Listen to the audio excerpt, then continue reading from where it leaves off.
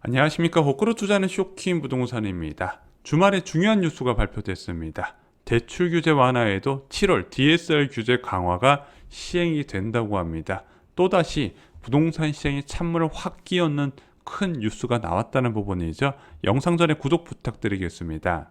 일요일에 발표된 언론 보도를 보면요, DSR 3단계의 규제를 예정대로 7월부터 적용을 한다고 합니다. 원래 이게 내년 7월부터 적용하기로 했었는데 고승범 금융위원장이 취임하면서 이것을 앞당겼죠. 그래서 총 대출액이 2억 초과 차주가 DSR 규제가 적용됐었는데 아니다, 이제부터 1억만 초과해도 DSR 규제가 적용되는 것으로 바뀌었습니다. 그래서 이 DSR 규제 대상자 확대가 핵심인데, 솔직히 이게 규제 적용 대상자가 확대된다는 것이지 이 DSR 규제를 더 강하게 한다는 내용은 아니거든요. 근데 시장에서 왜 놀랐냐면은 지금 현 정부에서 부동산 대출 규제 완화를 워낙 여러 차례 강조를 했잖아요. 그래서 이번에 좀 유예가 있지 않을까 기대를 했었는데 그 기대가 완전히 없어졌다는 겁니다. DSR 규제에 대해서 간단하게 말씀드리면요, 대출 차주가 부담하는 원리금과 이자의 합계가 소득의 40%를 못 넘게 하는 겁니다. 예를 들어 연봉 5천만 원인 차주가 얼마까지 대출받을 수 있다? 원리금과 이자 합계액이 2천만 원을 넘으면 안 된다는 거죠.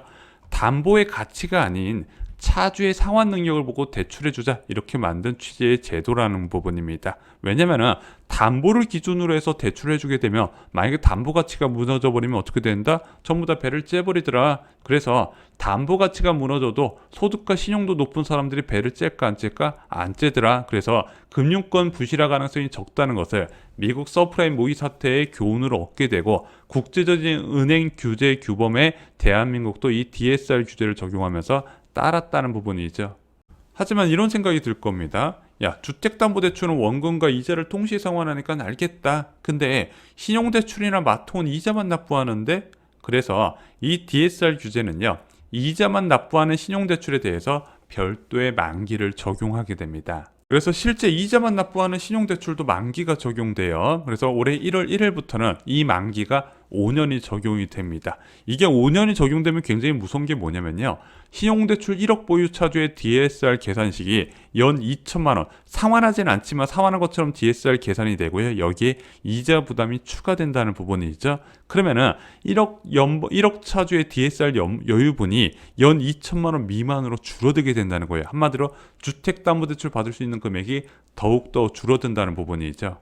그래서 이 DSR 규제는요, 주택담보대출과 신용대출 차주를 잡기 위한 것이다, 이렇게 보시면 될 것 같습니다. 여러분들이 아시다시피 현재 LTV 규제가 워낙 강력하기 때문에 주택가격의 초고가 아파트 같은 경우는 30%대밖에 대출이 안 돼요. 당연히 이 부족한 자금을 신용대출을 메꾸자 생각할 수 있는데, 이 DSR 규제의 핵심은 이런 신용대출을 받으면서까지 주택을 사는 것을 제한하기 위한 용도다. 게다가 이게 무주택자뿐만 아니라 1주택자의 갈아타기에도 상당한 영향을 준다는 부분이죠.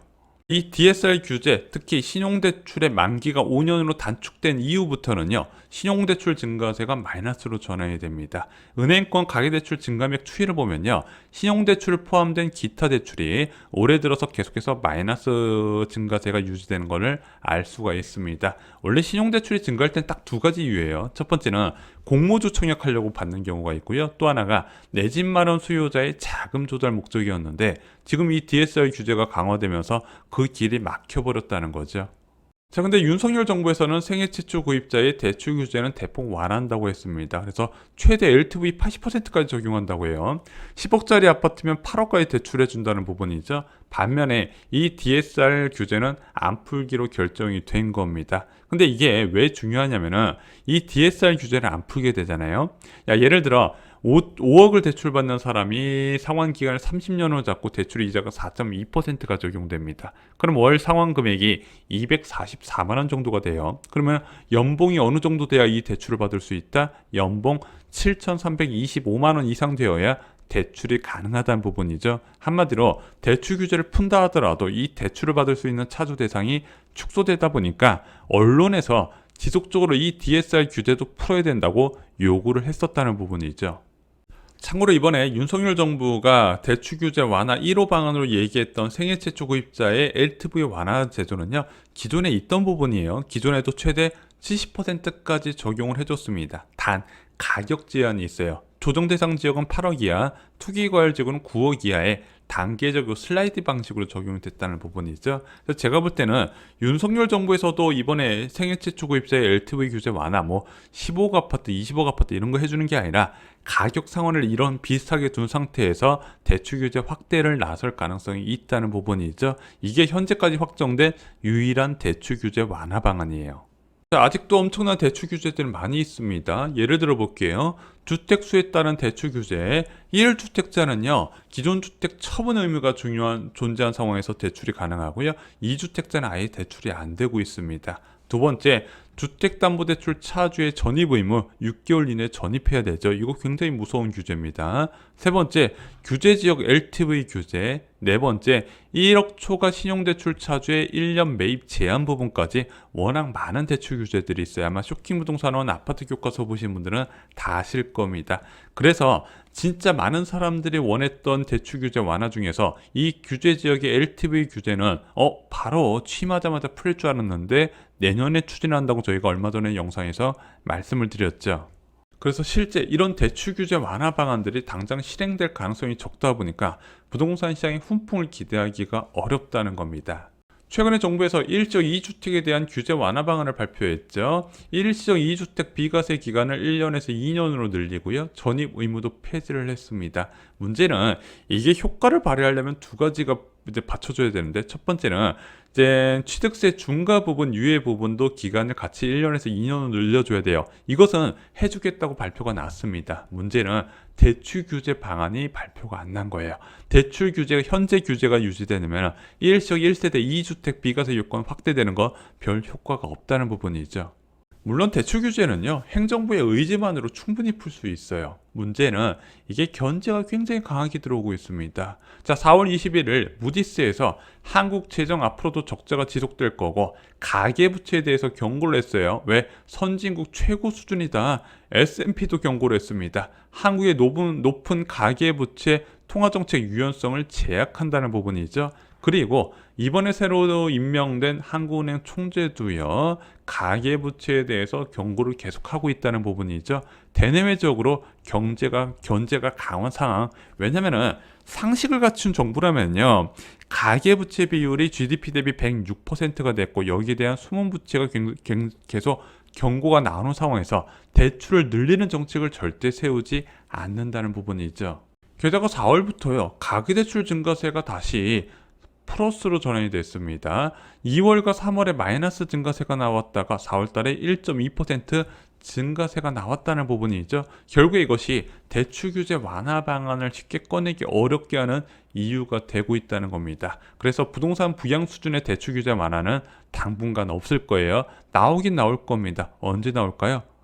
부동산 가격이 크게 폭락하면 대출 규제 완화 방안이 계속 나올 수 있다는 부분이죠. 그래서 지금 현재 주택 가격에서 이런 규제 완화를 기대하고 더 높아질 가격을 기대하고 주택 매수하는 거 굉장히 어리석은 일이라고 여러 차례 말씀을 드렸죠. 자, 지난주부터 수도권 집값은 다시 하락세로 전환이 됐습니다.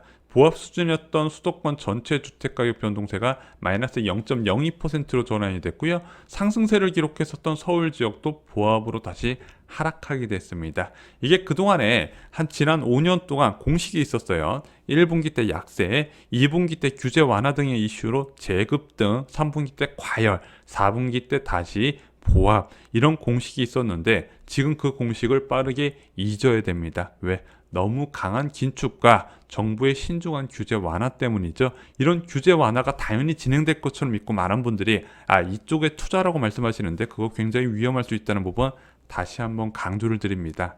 자, 저희 쇼킹부동산에서 신간이 나왔습니다. 자, 이런 긴축 상황에서도 존재하는 로또 분양, 앞으로 엄청난 물량이 쏟아지거든요. 건국 이래 가장 많은 물량이 쏟아지게 됩니다. 이런 물량에 대한 공급 정보와 당첨 꿀팁, 모든 아파트에 다 무조건 당첨된다고 좋은 게 아니에요. 이렇게 물량이 많을수록 양극화가 있다고 말씀드렸고, 그 양극화가 나눠지는 지역에서 여러분들이 향후 가치가 높아질 지역에 당첨될 꿀팁을 저희가 총정리를 해놨습니다. 청약으로 인생이 달라질 수 있다는 거 잊지 마시고요. 이상으로 영상 마치겠습니다. 좋아요, 구독, 공유 꼭 부탁드립니다. 감사합니다.